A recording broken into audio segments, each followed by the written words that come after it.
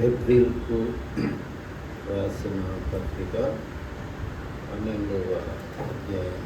ఏప్రిల్కు రాసిన పత్రిక 12వ అధ్యాయం 16, 17.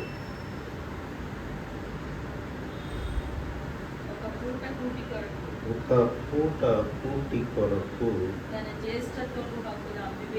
తన జ్యేష్ఠత్వపు హక్కును అమ్మివేసిన ఏశావు వంటి భ్రష్టుడైనను వ్యభిచారి అయినను ఉండునేమో అనియు జాగ్రత్తగా చూసుకోండి. ఏశావు ఆ తరువాత ఆశీర్వాదం పొందగోరి కన్నీళ్లు విడిచుచు దాని కోసము శ్రద్ధతో వెతికినను మారు మనసు పొంద అవకాశం దొరక విసర్జింపబడినని మీరు ప్రార్థన చేస్తారు. పరిశుద్ధుడైన దేవ, కృప కలిగిన ప్రభువా, ఇంతవరకు సజీవులుగా భూమి మీద ఉన్నామంటే కేవలం మీ దయ, మీ కృప. దేవా, మాకెందుకు ఆయుష్ ఇచ్చావు అని మేము పరీక్ష చేసుకునే జ్ఞానం మాకు దయచేయు. ప్రభువా, మీ యొక్క రాజ్యము దగ్గరికి వస్తుందని చెప్తున్నారు, రాకడ దగ్గరికి వస్తుంది. మరి సూచనలు అన్నీ కూడా మరి సమాప్తమవుతున్నాయి. కాబట్టి ప్రభువా, మేము అంత్యకాలంలో ప్రభువా నాయన మరి మీ రాజ్యాన్ని కట్టే వాళ్ళంగా మేము ఉండేటట్లు జ్ఞానంగా ఇచ్చేయండి. దేవా ప్రభా, ఏమి తిందుమా, ఏమి త్రాగుదమా, ఏమి ధరించుకుందామా అనే మనసును మాకు తీసివేసి మా యొక్క స్నేహితులు, బంధువులు రక్షణ గురించి ఆలోచన చేసే జ్ఞానం మాకు దయచేయమని, దాని విషయంలో కొన్ని స్టెప్స్ మేము తీసుకోవటానికి కృప దయచేయమని యేసుక్రీస్తు నామంలో ప్రభువా ఈ వాక్యాన్ని దీవించి ఆశీర్వదించమని ప్రార్థిస్తున్నాం తండ్రి, ఆమేన్. ఇక్కడ ఒక పూట కూటి కొరకు తన జ్యేష్ఠత్వపు హక్కును అమ్మివేసిన ఏశావు వంటి భ్రష్టుడైనను వ్యభిచారైనను ఉండునేమో అని జాగ్రత్తగా చూసుకోండి. యాకోబుకి 2 కొడుకులు అన్న సంగతి అందరికీ తెలిసిన విషయమే. ఒకళ్ళు యాకోబు, ఒకళ్ళు ఏశావు. యాకోబు భక్తుడిగా పోయినా కానీ పెద్ద పెద్ద యొక్క టార్గెట్స్ మీద ఆలోచన కలిగిన ఉన్నతమైన మరి కార్యాలు సాధించాలి, గొప్ప స్థానాన్ని నేను సంపాదించుకోవాలి, గొప్పవాణ్ణి కావాలి అనే మరి జ్ఞానం కలిగినోడు యాకోబు. ఇలా జ్యేష్ఠత్వం అనేది ఒక గొప్ప ఆశీర్వాదం.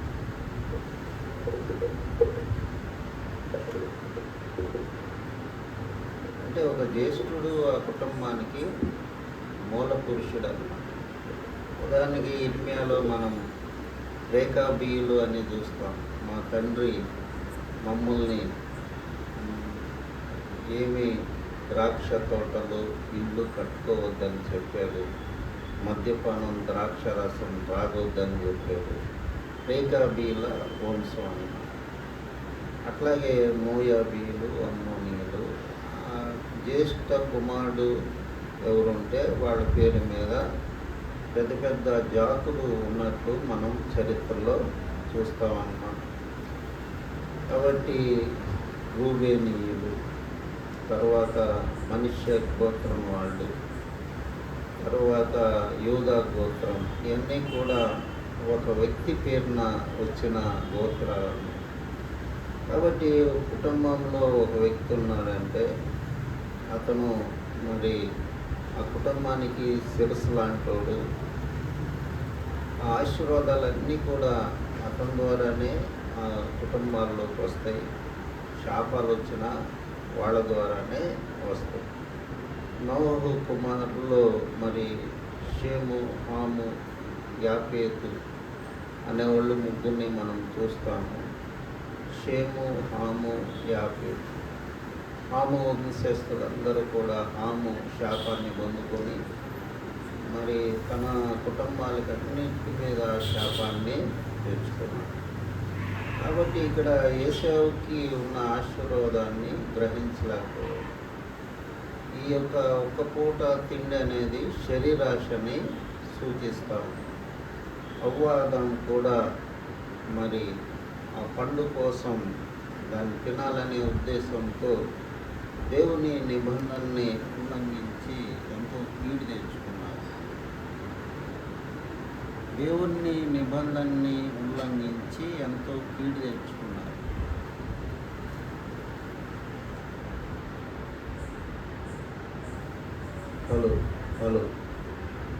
హలో దేవుని నిబంధనని ఉల్లంఘించి వాళ్ళు ఎంతో కీడు తెచ్చుకున్నట్లు మనం చూస్తున్నాం. కాబట్టి తిండిపోతనం అనేది శరీరాశికి గుర్తై ఉంది.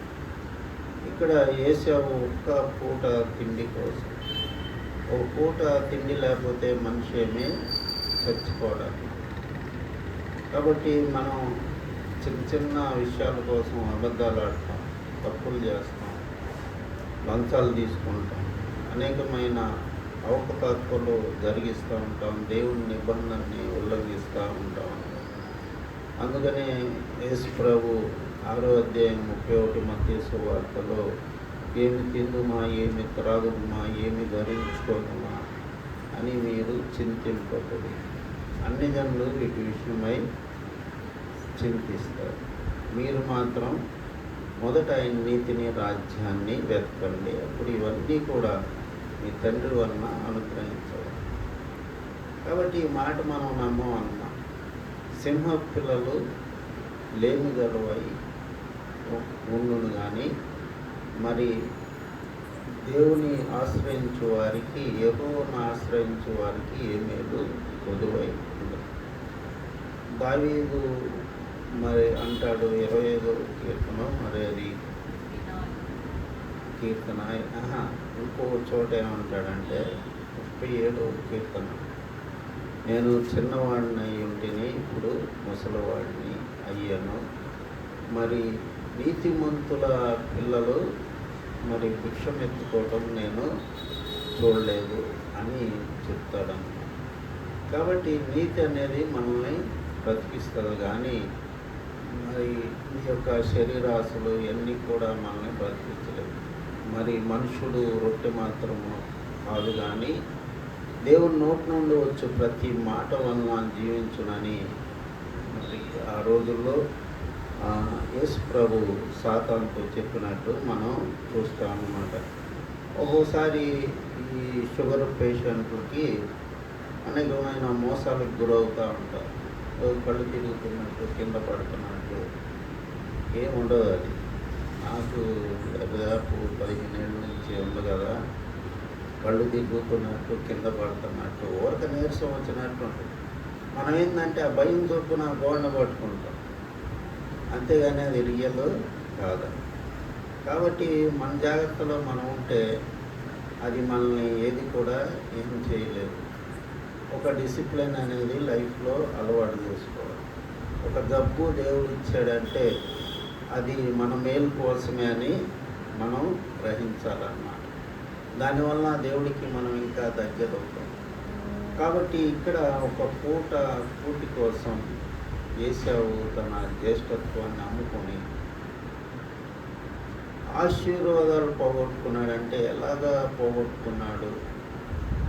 అబ్రహాము కుటుంబంలో యేసు ప్రభు పుట్టాడు, అలాగే ఏశావు కుటుంబంలో యేసు ప్రభు పుట్టాలి. కానీ ఏశావు కుటుంబంలో యేసు ప్రభు పుట్టాల. కేవలం కారణం ఇదే అన్నమాట. ఒక పూటి కోసం జ్యేష్ఠత్వాన్ని అమ్ముకొని భ్రష్టుడైన వ్యభిచారి అయినను ఉండునేమో అని జాగ్రత్తగా చూసుకోండి. ఏశావు ఆ తర్వాత ఆశీర్వాదం పొందగోరి కన్నీళ్లు విడుచుచు దానికోసం శ్రద్ధగా వెతికినాను. మారు మనసు పొంద అవకాశము ముందుగా విసర్జింపబడినని మీరు ఎరుగు.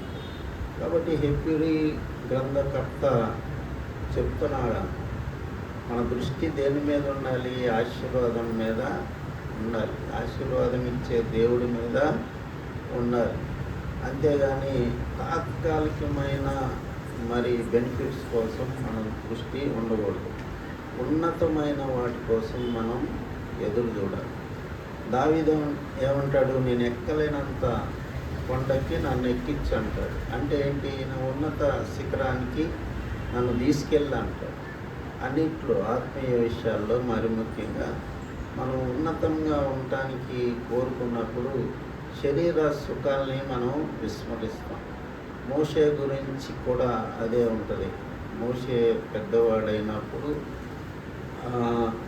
ఐగుప్తు ధనం కంటే క్రీస్తు విషయమైన నింద గొప్ప భాగ్యం అని ఎంచుకొని అల్పకాలం పాపభోగం అనుభవించుట కంటే దేవుని ప్రజలతో శ్రమ అనుభవించుటే మేలని యోచించి ఫరో కుమార్తె యొక్క కుమారుడని అనిపించుకొనటకు కొనలేదు. ఏలనగా అతడు ప్రతిఫలంగా కలుగు బహుమానం యందు దృష్టి ఉంచాడు. కాబట్టి జ్ఞానం కలిగినోడు ఏం చేస్తాడంటే ఈ లోకం ట్రాష్ అని గ్రహిస్తాడు. లోకంలో ఏం లేదు, అంత మాయ.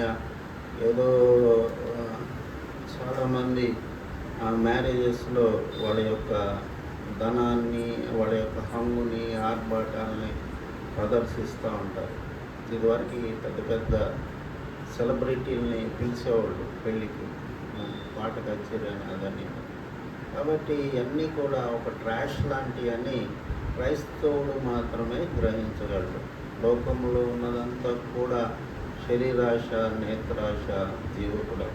మత్తయి సువార్త 5వ అధ్యాయము 6వ వాక్యం మనం చూసినట్లయితే, నీతి కొరకు ఆకలి దప్పులు కలవారు ధన్యులు, వారు తృప్తిపరచబడు. అన్నిటికంటే ముఖ్యమైనదంటే మనిషికి తృప్తి అన్నమాట. నాకు ఇన్ని సంవత్సరాలు వచ్చినాయి, నేనేం చేశానని ప్రశ్నించుకుంటే దానికి సమాధానం, మంచి సమాధానం మనకి వస్తే అది ఒక గ్రేట్ సాటిస్ఫాక్షన్, తృప్తి మనకి ఇస్తుంది అన్నమాట. పర్వాలేదు, నేను కొంతమంది ఆదుకున్నాను, దేవుని సేవలో సహాయపడ్డాను, కొంతమందిని రక్షణలోకి నడిపించాను అనే ఆన్సర్స్ మనకి రావాలి. లేకపోతే ఈ లోకం మహిమ అంతా కూడా అది వ్యర్థమని సొలొమోను చెప్తున్నాడు. మరి ద్వితీయోపదేశకాండం 30వ అధ్యాయం 15వ వాక్యంలో మనం ఏం చూస్తామంటే, మీ ఎదుట జీవమును మరణమును నేను ఉంచానని చెప్తాడు. మీరు కోరుకోండి, మీకు ఏది కావాలో అది కోరుకోండి అని దేవుడు సెలవిస్తాడు. కాబట్టి మన ముందు ఎప్పుడు కూడా కొన్ని ఆప్షన్స్ అనేవి ఉంటాయి అన్నమాట. ఆప్షన్స్ ఉన్నప్పుడు మరి అది ఏ ఆప్షన్ మనం ఎంచుకోవాలి అనేది దేవుని జ్ఞానం ఉంటే తప్పితే సరైన ఆప్షన్ మనం ఎంచుకోలేము. అట్లాగే ఇర్మియా గ్రంథంలో కూడా మరి మార్గాల్ని, పురాతనమైన మార్గాల్ని మనం పరిశీలన చేసుకోండి. ఏ మార్గం మనకి మంచిదో మనం మార్గాల్లో నడుమ నిలవబడి చూడండి అని ఉంటుందన్నమాట. కాబట్టి మనం ఈ లోకంలో ఒక యాత్రికులం, ప్రయాణికులం అనే సంగతి మనం గ్రహించుకోవాలి. మన ఎవరన్నా రక్త సంబంధులు చనిపోయినప్పుడు మనం ఎంతో దుఃఖంతో ఉంటాం, కానీ మనం కూడా ఇక్కడ ఈ లోకంలో ఉండటానికి వీల్లేదు. కాబట్టి ఇక్కడ ఏశావుని గూర్చి హెబ్రీ గ్రంథకర్త చెప్తున్నాడు. ఏశావుని గూర్చి ఏమని చెప్తున్నాడు? ఏశావు లాంటి భ్రష్టుడైనను, వ్యభిచారైనను ఉండునేమో అని పరీక్షించుకోండి అని చెప్తున్నాడు అన్నమాట. ఆ తర్వాత ఏశావు ఆశీర్వాదం పొందగోరి ఎంత ప్రయత్నించినాను, మరి అది ఆయనకి దొరకలేదంట. ఒక్కొక్కరికి అవకాశాలు నెంబర్ ఆఫ్ టైమ్స్ వస్తాయి, ఒక్కొక్కరికి ఒకసారి వచ్చేది అవకాశం, ఇంకా రాదన్నమాట. ఉదాహరణకి ఏశావు లోతు భార్య, లోతు భార్యకి అవకాశం దేవుడు ఇచ్చాడు బ్రతకడానికి. ఆమె కూడా ఉంటే చక్కగా ఆ పాపం జరిగేది కాదు. లోతు భార్య కనుక ఉప్పు స్తంభం కాకుండా బ్రతుకుంటే వాళ్ళు కుమార్తెలు ఆ పాపం చేసేవాళ్ళు కాదు. తండ్రి ద్వారా సంతానం కనాల్సిన దౌర్భాగ్య స్థితి వాళ్ళకి వచ్చేది. కాబట్టి దేవుడు ఇచ్చిన అవకాశాలు, మనల్ని కృపాకాలంలో ఉన్నాం కాబట్టి దేవుడు మనకి అనేకమైన అవకాశాలు ఇస్తున్నాడు. కానీ కొంతమందికి ఒకసారి అవకాశం వచ్చేదన్నమాట. కాబట్టి మన బాడీని డిసిప్లైన్ చేయటం మనం నేర్చుకోవాలి. ఈ యొక్క తిండిపోతుతనానికి చాలా మరి సప్లిమెంటరీ ఇవి ఉంటాయి అన్నమాట, క్వాలిటీస్. ఏంటంటే బాగా తిన్నప్పుడు నిద్రపోతాం, పని చేయలేం, మరి ఇంకా మత్తులమై ఉంటాం, మాంద్యులుగా ఉంటాం, బ్రెయిన్ సరిగా పనిచేయదు. అందుకనే దీనివల్ల చాలా నష్టాలు ఉన్నాయి. 23వ అధ్యాయం సామెతలు 2వ వాక్యంలో, మీరు తిండిపోతూ అయిన ఎడ్ల గుంటికి కత్తి పెట్టుకోండి. కాబట్టి మన యొక్క బాడీని క్రిస్టియన్ అనేవాళ్ళు డిసిప్లైన్ చేసుకోవాలి. డిసిప్లైన్ చేసుకుంటూ ముందుకి సాగిపోవాలి. పౌలు అంటాడు, మరి కొరింథీయులకు రాసిన పత్రిక 9వ అధ్యాయం 27వ వాక్యం. కొరింథీయులకు రాసిన మొదటి పత్రిక 9వ అధ్యాయం 27వ వాక్యం. గాలిని కొట్టినట్టు నేను పోట్లాడలేదు కానీ ఒకవేళ ఇతరులకు ప్రకటించిన తరువాత నేనే భ్రష్టుడనైపోదునేమో అని నా శరీరమును నలుపుకొట్టి దాన్ని లోపరుచుకొనుచున్నాను. శరీరం కావాలంటది, స్వీట్ తినమంటది, పలావ్ తినమంటది, రకరకాలుగా వెళ్ళి తీసుకురాపో అంటది. లేకపోతే ఇదేంది జిమాటో ఏదో ఉంది కదా, జొమాటో, దానికి ఫోన్ చేయమని చెప్పు. కాబట్టి శరీరం మనం అదుపు చేసుకోవాలి. ఏది మన దగ్గర డబ్బులు ఉన్నాయని అప్పుడప్పుడు తినటంలో అది ఏం తప్పు కాదు, పాపం కాదు. అదే పనిగా మనం ఇలా లేచిన దగ్గర నుంచి తినుచూ త్రాగుతూ ఉండదు. నోరు తినటం తాగటంలో ఏముంటుందంటే విచ్చలవిడితనం అనేది ఉంటుంది. అడల్టరీ, డ్రింకింగ్, వీటిలో విచ్చలవిడితనం ఉండి ఒక నియమావళి తప్పిపోతాం. మనం రూల్స్ అండ్ రెగ్యులేషన్స్ని ఉల్లంఘించే మనసు మనకు వస్తుంది. నోరు దినాల్లో జనాలు తినుచు త్రాగుచు పెళ్లి చేసుకోవచ్చు, ఇల్లు కట్టుకోవచ్చు, నాటుచు ఉండాలని లోకాసువార్త 17వ అధ్యాయంలో యేసు ప్రభు చెప్తాడు. మళ్ళీ లోతు దినాల్లో కూడా ఇంకొద్దిగా ఎక్స్ట్రా అన్నమాట. అది పర్వర్సివ్ సెక్సువల్ అఫెన్సెస్ వాళ్ళు చేశారు. సొదొమ గొమొర్రాని వాళ్ళని నీటితో నాశనం చేస్తే దేవుడు అగ్ని కురిపించి ఏకంగా మసి చేసినట్లు మనం చూస్తాం. కాబట్టి తినుచు తాగుచు అనేది చాలా ప్రమాదకరమైన స్థితి. అది కంటిన్యూస్ టెన్స్లో ఉండకూడదు. తినాలి, తాగాలి, కానీ అది అదే పనిగా ఉంటే దానివలన ప్రమాదం ఉంటుంది. మనం ఈయన బిల్లీ గ్రాహం గారు రాసిన పుస్తకం 7 Deadly Sinsలో ఆయన తిండిపోతుతనానికి కూడా ఒక పాపంగా ఆయన రాశారు. చాలా బాగుంటుంది. పుస్తకం నా దగ్గర ఉండాలి, చాలా బాగుంటుంది. నేను జడ్జి గారి భార్యకి ఇచ్చినప్పుడు అది చదువుకొని చాలా అప్రిషియేట్ చేశాను. ఫస్ట్ నన్ను క్వశ్చన్ అడిగింది, వెస్లీ గారు తిండిపోతుతనం పాపమా అని అంది. ఆమె పేరు కృష్ణకుమారి.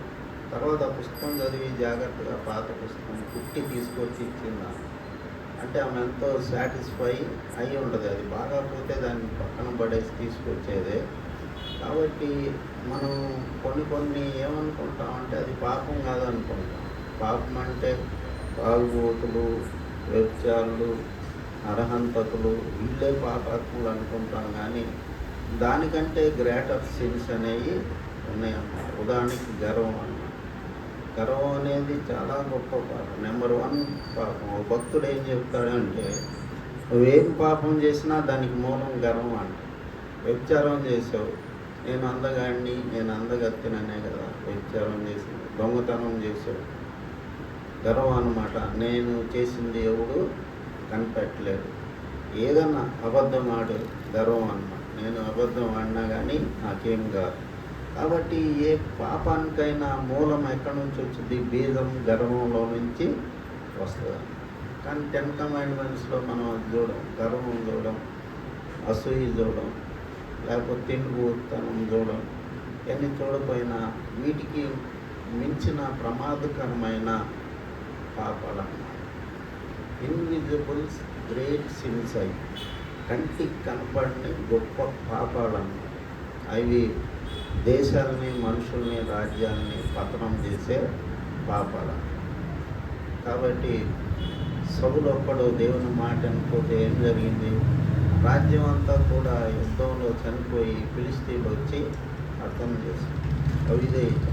అవిధేయత ఎందుకు వచ్చింది? గర్వాన్ని బట్టి అవిధేయత వస్తుంది. కాబట్టి మరి ఈ యొక్క లోకంలో మనం యాత్రికులు, ప్రయాణికులు అని మరి గ్రహించి దేవుడిచ్చిన గొప్ప అవకాశాన్ని, భాగ్యాన్ని, మరి పాపులైన మనకి, ఒకప్పుడు అందరం పాపులమే, అందరూ పాపం చేసి దేవుడు అనుగ్రహించు మనం పొందలేకపోతున్నామని రోమీలకు రాసిన పత్రికలో 3:23లో మనం అందరు పాపులే, చిన్న పాపి పెద్ద పాప అని ఏమీ లేదు. మనం దాన్ని కేటగరైజేషన్ చేస్తాం, కానీ దేవుడు దాన్ని ఏమీ చేయడు. ఉదాహరణకి ఆమె సమరయ స్త్రీ, యోహోను ఈ 8వ అధ్యాయంలో ఒక వ్యభిచారంలో పట్టబడిన స్త్రీ. దేవుడు వాళ్ళని ఎక్కువ ప్రేమించాడు. కారణం ఏంటంటే వాళ్ళు చెప్తే వినేవాడు. మారు మనసు పొందటానికి మరి సరైన మనసు కలిగిన వాళ్ళు, మెత్తని హృదయం కలిగిన వాళ్ళు అన్నమాట. కాబట్టి శాస్త్రులు, పరిసయ్యులకి దేవుడు ఎంత చెప్పినా వాళ్ళు వినలేదు. వాళ్ళ గురించి ప్రభు ఏమన్నాడు? మీరు పరలోక రాజ్యంలో మీరు పోరు, వచ్చే వాళ్ళని కూడా రానియరని మనం మత్తయి సువార్త 23వ అధ్యాయంలో చెప్పాడు అన్నమాట. కాబట్టి స్వనీతి అనేది కూడా చాలా గొప్ప పాపం. కాబట్టి ఇవన్నీ కూడా మనం గ్రహించుకొని దేవుడిచ్చిన అవకాశాన్ని ఏసావులాగా ఉండకూడదు అని ఇక్కడ మనం చూస్తున్నాం. చివరిగా మనం 2 వాక్యాలు చూసుకొని ముగిద్దాం. రోమీలకు రాసిన పత్రిక 14వ అధ్యాయం 17వ వాక్యం. రోమీలకు రాసిన పత్రిక 14వ అధ్యాయం 17వ వాక్యం. దేవుని రాజ్యము భోజనము పానము కాదు కానీ నీతియు సమాధానమును పరిశుద్ధాత్మనందలి ఆనందమునై ఉన్నది. తర్వాత కొరింథీయులకు రాసిన పత్రిక 4వ అధ్యాయం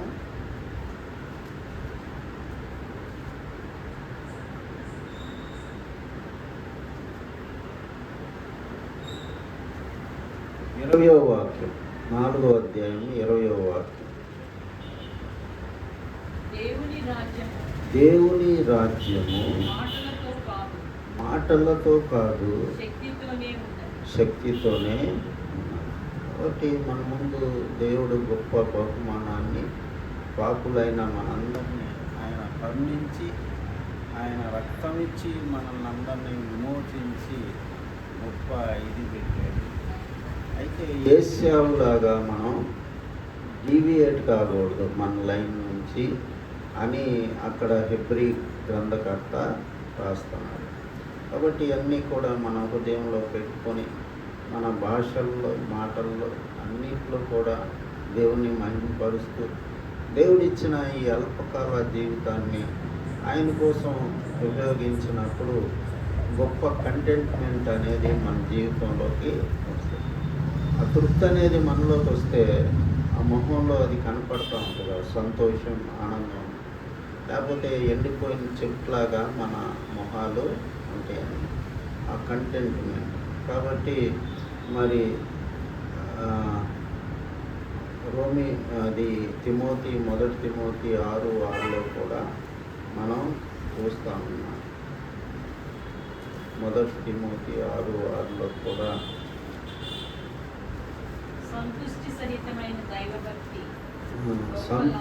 సంతుష్టి సహితమైన దైవభక్తి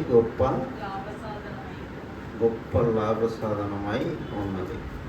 కాబట్టి వెనకటి రోజుల్లో భక్తులకి, తర్వాత హతసాక్షులకి, వాళ్ళందరూ కూడా లోక సంబంధమైన అన్ని పక్కన పెట్టబట్టి వాళ్ళంతా గొప్ప పేరు తెచ్చుకొని ప్రపంచానికి ఆశీర్వాదం అయ్యారు.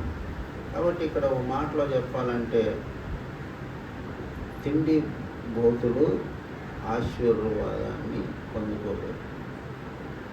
అదేగా చెప్తుంది, వేసావు అంటే తిండి బోతైనాను, భ్రష్టుడైన, వ్యభిచారైన మీలో లేకుండా చూసుకో. తర్వాత ఆశీర్వాదం పొందడానికి చాలా ప్రయత్నం చేశాడు, కానీ అది అతను పొందలేకపోయాడు. కాబట్టి ఈ యొక్క తిండిపోతనం దేవుని రాజ్యానికి దూరం చేయటం మాత్రమే కాదు, కానీ జబ్బుల్లో సగం జబ్బులు మనకి వచ్చేటట్టు చేస్తుంది.